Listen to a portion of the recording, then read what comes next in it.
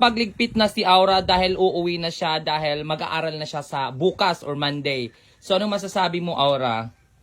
Mga followers, uwi muna ako. Si Mami muna magbablog kasi mag-school ako sa Del Carmen.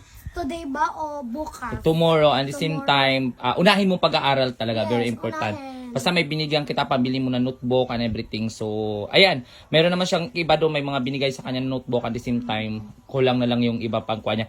So, yan, ready na siya. Ihahatid namin siya sa dapa kasi nga, Hindi makasya sa motor na. hindi magkasya. Kailangan mo mag-school. Mahirap. Huwag ka umasa sa content lang. So, kahit pwede naman Sabado, Domingo, Sabado, or pwede pag wala kang school, pwede tayo mag-content. Diba? Yeah. Magpasaya dahil minahal tayo ng lahat. So, ayan.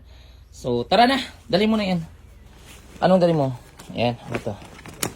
So, let's go everyone. Ayan po.